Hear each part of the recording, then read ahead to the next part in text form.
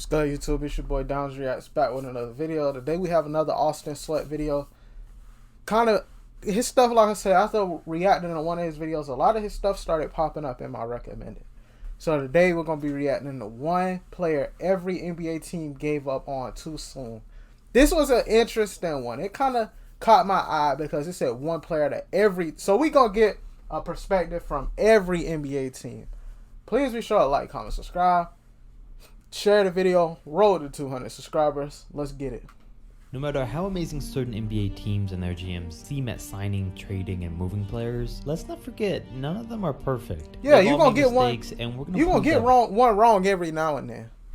Rather good or bad, you're gonna get one wrong every now and then. By looking at one current player every NBA team gave up on way too soon. Players that pretty soon after they let them walk or traded them quickly became a lot better. The team didn't think they'd be good, but these players quickly proved them wrong. And looking back, it makes that team look bad. So here we go. First off with the Atlanta Hawks, who as we know had Luka Doncic in their possession for a split second, but traded back to the Mavs so they could get Trae Young. Let's be real.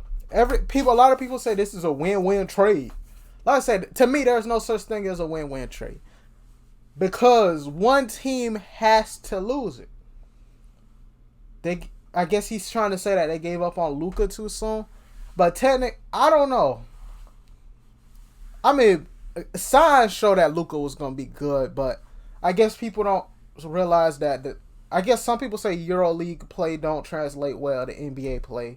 So, but Trae Young fits well with the Hawks, but I don't know.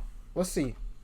They could have had Luka, but they didn't think he was a good fit, basically meaning they gave up on him, and now he's a unanimous top 10 player in the NBA. I mean, that one hurts. For Minnesota, they still have just one of the absolute worst examples of giving up too soon with Zach LaVine. He was 21 years old, averaging 19 a game on almost 40% from three, and they traded him as the main piece for Jimmy Butler. We all know how that went, and now Zach's 25 years old and just averaged 25, 4, and 4 for the Bulls. While the Wolves had to use their first overall pick on a shooting guard because they didn't have one. Just never give up on a player that young showing that much potential. Plus it hurts that much more knowing they treated him. And Zach LaVine's now better than Cat, their star player. And yeah, they drafted Martin for Butler. So essentially you could say they gave up on him too. Now surprisingly, I couldn't find anything for the Nets. I mean, you can't say D'Angelo Russell because he turned into Kevin Durant for them. You can't go back further and say Brook Lopez because he was a part of the deal that landed them Russell in the first place. And you can't even say a guy like Bojan Bogdanovic because he was traded for the pick that landed them Jared Allen. So good work, Brooklyn. Oh, so yeah, I guess every time they would make a trade of a good player, they redeemed it with a draft pick.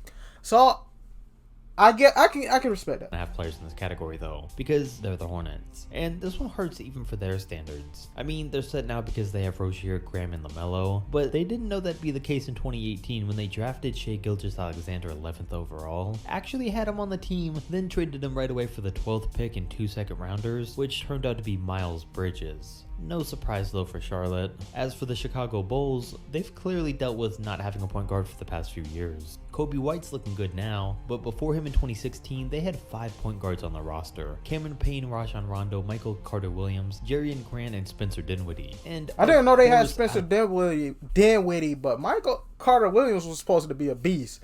Dunked on LeBron his debut game. I think he almost had a quadruple double. Like, I thought Michael Carter-Williams was going to be the truth. I thought the way we view Luka now as a top 10 player, I thought Michael Carter-Williams was going to be that. Out of all of them, they waived Dinwiddie. They could definitely be using a guy like him so much right now, but instead gave up on him way too early. While the Cleveland Cavaliers also gave up on a member of the current day Brooklyn Nets, and that's Joe Harris because they originally drafted him in 2014, barely played him for his first 2 years, then traded him for a second round pick to Brooklyn. And once he got there, they played him, and he finished the year off averaging nearly 40% from three, and has easily done that every year since. I'm sure LeBron really would have appreciated having a guy like him on the roster his last 2 years there, but instead he didn't. For Dallas, Mark Cuban made one of the more serious mistakes in recent memory in 2011. Tyson Chandler was the Mavs defensive anchor for their 2011 championship, and when his contract ran out, Cuban chose not to re-sign any veterans to long-term deals to instead help their future. But that ruined their chance to run it back in 2012 as reigning champions. So he let Chandler sign with New York, where he instantly became Defensive Player of the Year that next season. So he definitely definitely gave up on him too soon because Dallas could have possibly had another title. The Denver Nuggets nearly made just as big of a mistake themselves because in 2013 Mitchell, and yep, 2017 they drafted Rudy Gobert and Donovan Mitchell and I keep forgetting they drafted Gobert too. I don't know that it's giving up on them as much as just not giving them a chance, but either way, they're just like that's a huge what if, because Jokic was a second round pick. Imagine Gobert and Jokic on the same team. Run Jokic at the 4, Gobert at the 5, Donovan Mitchell on that team too, bro. Nuggets would be scary. Jamal Murray at the 1, Donovan Mitchell. Who would be at the 3? They got Aaron Gordon, but Aaron Gordon would probably be the 6th man. A lot worse. The Detroit Pistons, on the other hand, gave up Chris Middleton way too early. Sure, he was only a second-round pick, but they traded him in a deal for Brandon Jennings. And as we know, Chris has slowly but surely developed into an all-star.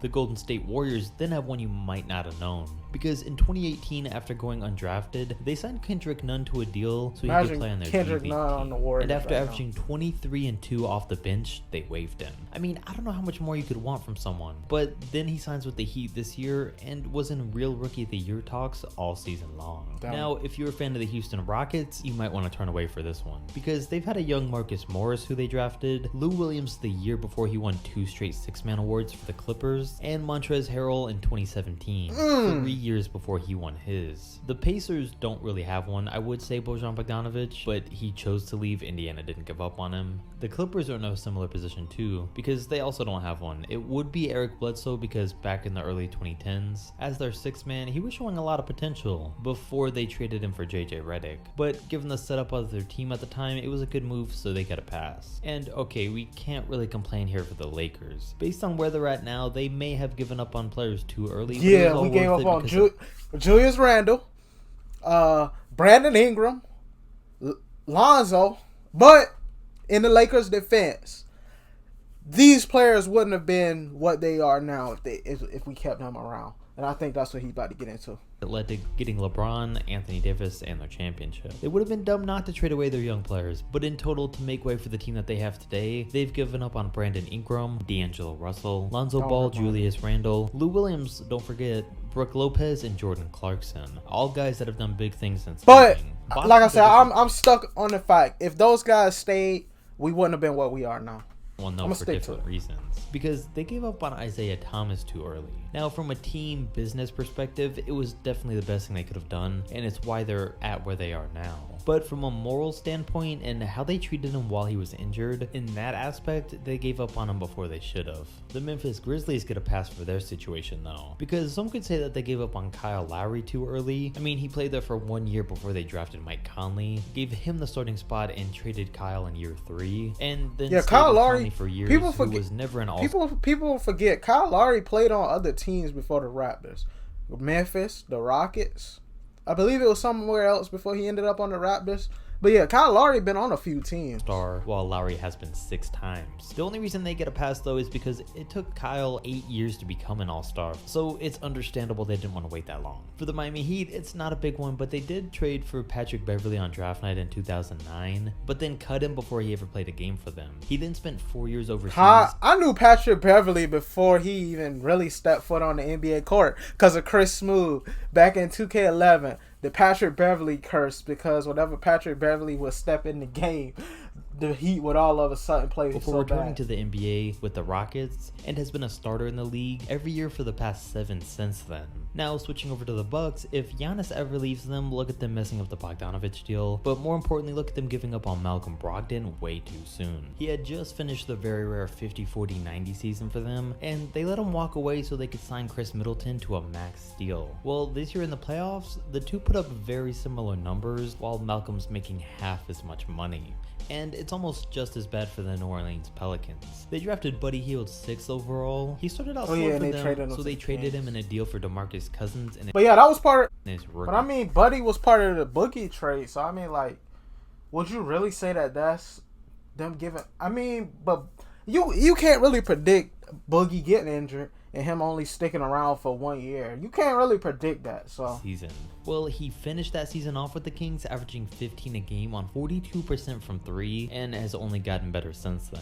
I get that they had to try to get DeMarcus to give Davis another star to play with, but based on how things turned out, they should have given Hield a little bit longer. As for the New York Knicks, they have two. The first is Jeremy Lin. We all know Linsanity. Jeremy was on fire, so going into the offseason, the Knicks said they would match any deal offered for Lin up to $1 billion. But then the Rockets offered him $25 million over 3 years, and they let him go. $25 million, $1 billion, close enough. But who knows how much longer. But I don't think Linsanity. I think that was an overrated run. I'm sorry, because he didn't really impact the team the same after this.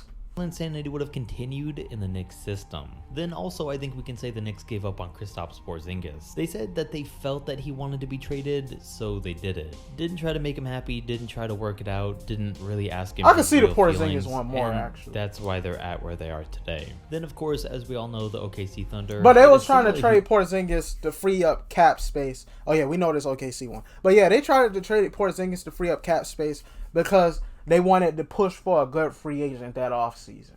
So, I mean, then the rumor was Kyrie and KD was coming to them. Nobody That's why Brooklyn threw everybody for a loop.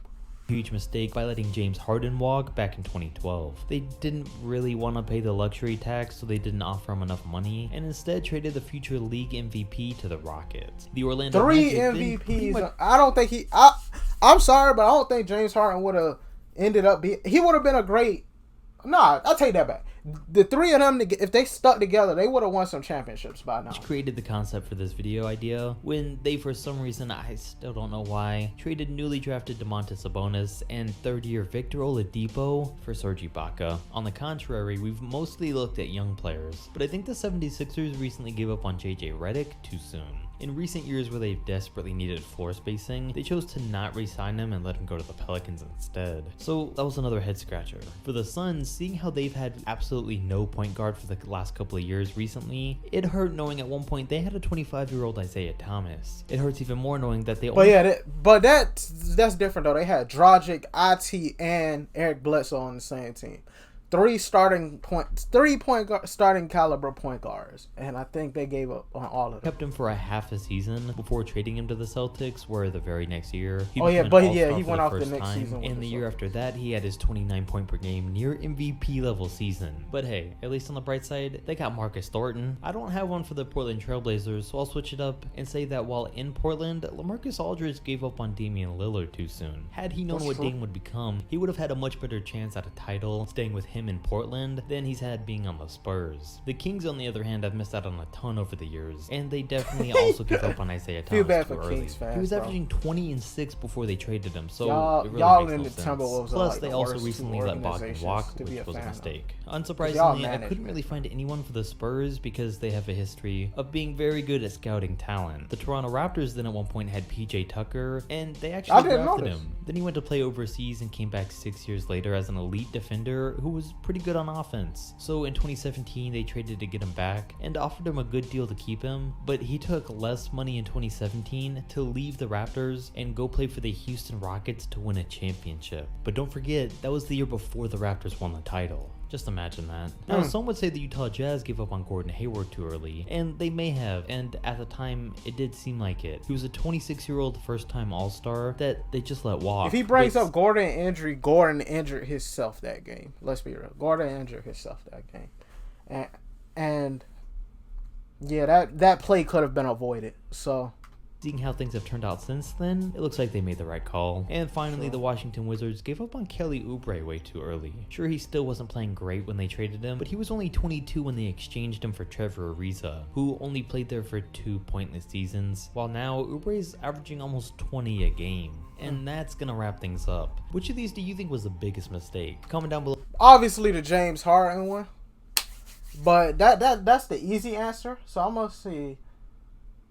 I feel like the Nuggets one. The Nuggets giving up on...